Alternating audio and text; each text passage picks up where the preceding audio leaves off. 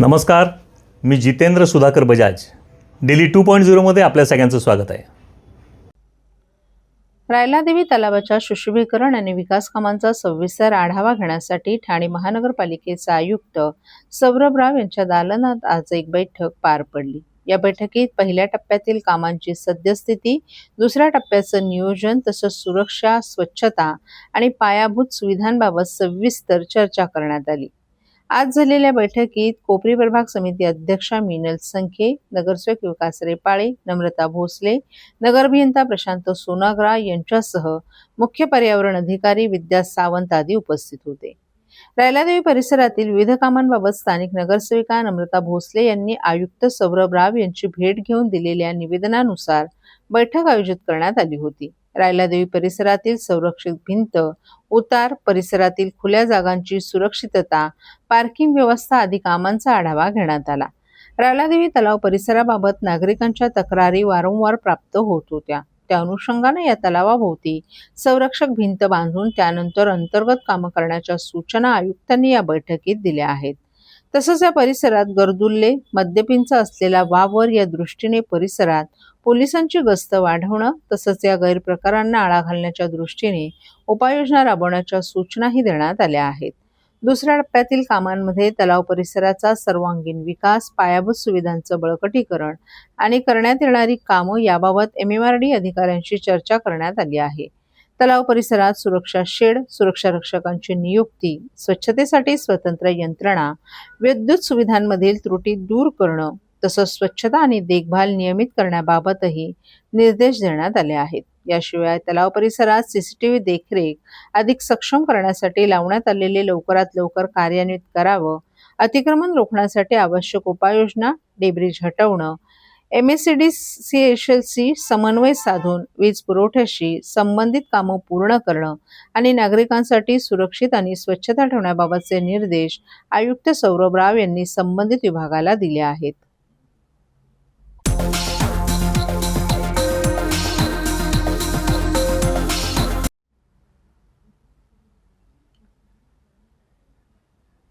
संसदीय कामकाजाच्या नियम 377 अंतर्गत खासदार नरेश म्हस्के यांनी मुंबई-ठाणे उपनगरीय रेल्वे नेटवर्कमधील वाढती गर्दी आणि प्रवाशांच्या सुरक्षेचा गंभीर प्रश्न लोकसभेत उपस्थित केला.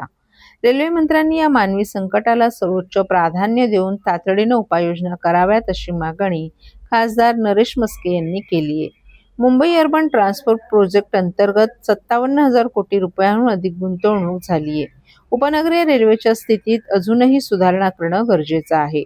2024 मधील आकडेवारीनुसार अतिगर्दी, रेल्वे रूळ ओलांडणे आणि रेल्वेतून पडण्याच्या घटनांमुळे हजारो प्रवाशांना जीव गमवावा लागलाय. सध्या 12 डब्यांच्या लोकलमध्ये क्षमतेपेक्षा 4 पट अधिक प्रवासी प्रवास करत असल्याने सुपर डेन्स क्रश लोडची परिस्थिती निर्माण झाली आहे.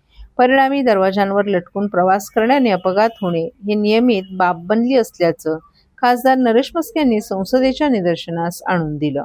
संसदीय समिती आणि न्यायालयांच्या स्पष्ट निर्देशानंतरही 15 डब्यांच्या गाड्यांचा विस्तार, स्वयंचलित दरवाजे, फेन्सिंग आणि प्लॅटफॉर्मची उंची वाढवणं यांसारख्या मूलभूत सुरक्षाविषयक उपाययोजनांची अंमलबजावणी अत्यंत संथगतीनं होत असल्याची खंतही खासदार नरेश म्हस्के यांनी व्यक्त केली आहे. यावर उपाय म्हणून सर्व 12 डब्यांच्या लोकलचे टप्प्याटप्प्यानं 15 डब्यांच्या लोकलमध्ये रूपांतर करावे, सर्व रॅकमध्ये ऑटोडोअर क्लोजिंग सिस्टीम अनिवार्य करावी, तसंच स्थानकांवरील गर्दी स्थापनासाठी स्वतंत्र निगराणी यंत्रणा उभारावी अशी मागणी खासदार नरेश म्हस्के यांनी संसदेत केली.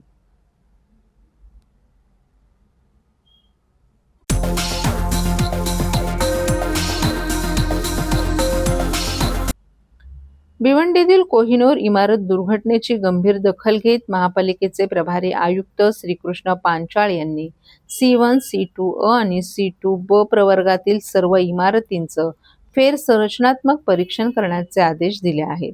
चुकीचं वर्गीकरण करणाऱ्या अधिकाऱ्यांवर कारवाईचा इशारा देत शहरातील रस्त्यांवरील खड्ड्यांची तातडीने आणि दर्जेदार दुरुस्ती करण्याचे निर्देशही त्यांनी दिले आहेत. भिवंडी निजामपूर शहर महानगरपालिकेचे आयुक्त अनमोल सागर हे रजेवर असल्यामुळे आयुक्त पदाचा प्रभारी पदभार ठाण्याचे जिल्हाधिकारी श्रीकृष्ण पांचाळ यांच्याकडे सोपवण्यात आलाय. गंगारामवाडी येथे घडलेल्या दुर्घटनेच्या पार्श्वभूमीवर आयुक्त श्रीकृष्ण पांचाळ यांनी महानगरपालिकेतील सर्व नियंत्रण अधिकारी आणि विभाग प्रमुखांची बैठक घेऊन आपत्कालीन परिस्थिती आणि रस्त्यांच्या दुरावस्थेचा आढावा घेतला. या बैठकीस अतिरिक्त आयुक्त विठ्ठल डाके, उपायुक्त सपना वसावा, उपायुक्त बाळकृष्ण क्षीरसागर यांच्यासह सर्व अभियंते आणि विभाग प्रमुखही उपस्थित होते. या बैठकीत प्रामुख्याने धोकादायक आणि अतिधोकादायक इमारतींच्या वर्गवारीचा आढावा घेण्यात आला. दुर्घटनाग्रस्त कोहिनूर इमारत ही C2A म्हणजेच दुरुस्ती योग्य धोकादायक इमारत प्रवर्गामध्ये नोंदवण्यात आली होती. त्याबाबत आयुक्त पांचाळ यांनी नाराजी व्यक्त केली. C1 म्हणजेच अतिधोकादायक इमारतींचा प्रवर्ग, C2A म्हणजेच दुरुस्ती योग्य धोकादायक इमारतीचा प्रवर्ग आणि C2B म्हणजेच संरचनात्मक दुरुस्ती आवश्यक असलेल्या धोकादायक इमारतींचा प्रवर्ग. या सर्व प्रवर्गातील सर्व इमारतींची फेरतपासणी करून त्यांचं संरचनात्मक लेखापरीक्षण करावे आणि पुनश्च सर्व इमारतींची वर्गवारी निश्चित करून त्याचा अहवाल सादर करावा, असे निर्देश पांचाळ यांनी अतिक्रमण विभागाचे उपायुक्त आणि सहाय्यक संचालक नगररचना यांना दिले आहेत. तसंच निधीची तरतूद नसेल तर काम थांबवण्यापेक्षा निधी तरतुदीच्या अधीन राहून काम करावं. काम करताना केवळ कंत्राटदार अथवा यंत्रणेवर अवलंबून न राहता अभियंत्यांनी प्रत्यक्ष कामाच्या ठिकाणी उपस्थित राहून पर्यवेक्षण करावे. मात्र हे करताना गुणवत्तेमध्ये तडजोड होता कामा नये. ज्या रस्त्यावर वाहतूक अथवा वर्दळ जास्त असते अशा ठिकाणी वाहतूक विभागाशी समन्वय साधून वाहतूक आवश्यकता भासल्यास वाहतुकीचं नियोजन करून काम पूर्ण करावं. शाळांच्या बस, रिक्षा, दुचाकी यांना सुयोग्य होईल अशी रस्ते दुरुस्ती करण्यात यावी, तसेही त्यांनी निर्देश दिलेत.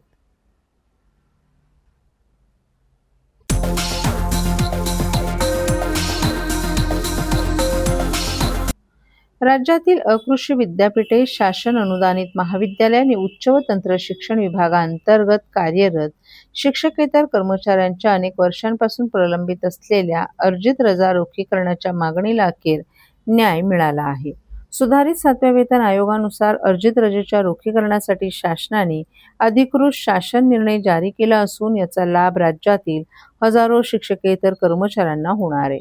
या निर्णयासाठी कोकण पदवीधर मतदारसंघाचे आमदार ॲडव्होकेट निरंजन डावखरे यांनी केलेल्या सातत्यपूर्ण पाठपुराव्याला यश आल्याचं मानलं जात आहे. या विषयावर नुकतीच उच्च व तंत्र शिक्षण मंत्री चंद्रकांत पाटील यांच्या अध्यक्षतेखाली मंत्रालयात बैठक झाली. या बैठकीत महाराष्ट्र राज्य महाविद्यालयीन शिक्षकेतर कर्मचारी महासंघ आणि अशासकीय महाविद्यालय शिक्षकेतर कर्मचारी महासंघ यांनी शिक्षकेतर कर्मचाऱ्यांच्या प्रलंबित मागण्या मांडल्या. त्यामध्ये 7व्या वेतन आयोगानुसार अर्जित रजेच्या रोखीकरणाची मागणी प्राधान्यानं करण्यात आली आहे.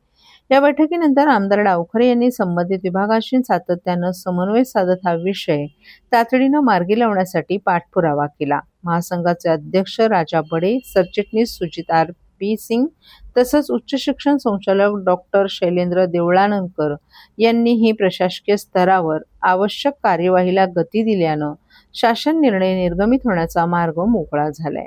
या निर्णयाचा लाभ सार्वजनिक विद्यापीठे, शासन अनुदानित अभिमित विद्यापीठे, उच्च शिक्षण संचालनालय, तंत्र शिक्षण संचालनालय, कला संचालनालय यांच्या नियंत्रणाखालील अनुदानित महाविद्यालय तसंच सामाजिक न्याय विभागाकडून हस्तांतरित समाजकार्य महाविद्यालयांमधील दीर्घ सुट्टी अनुज्ञे नसलेल्या शिक्षकेतर कर्मचाऱ्यांना होणार आहे. या संबंधित संवर्गाची पात्रता विभागीय स्तरावर तपासून त्यानुसार कार्यवाही करण्याचे निर्देशही शासनानं दिले आहेत. याबाबत प्रतिक्रिया देताना आमदार डॉक्टर निरंजन डावखरे यांनी शिक्षकेतर कर्मचारी हे उच्च शिक्षण व्यवस्थेचा कणा असून अनेक वर्षांपासून प्रलंबित असलेली ही न्याय मागणी पूर्ण झाल्याने हजारो कर्मचाऱ्यांना आर्थिक दिलासा मिळणार असल्याचं सांगितलं. दरम्यान शासन निर्णयाबद्दल महाराष्ट्र राज्य महाविद्यालयीन शिक्षकेतर कर्मचारी महासंघ आणि अशासकीय महाविद्यालय शिक्षकेतर कर्मचारी महासंघ यांनी मुख्यमंत्री देवेंद्र फडणवीस, उच्च व तंत्र शिक्षण मंत्री चंद्रकांत पाटील, वित्त राज्यमंत्री आशिष जयस्वाल, आमदार ॲडव्होकेट निरंजन डावखरे, उच्च शिक्षण संचालक डॉक्टर शैलेंद्र देवळाणकर आणि विभागातील वरिष्ठ अधिकाऱ्यांचे आभार मानलेत.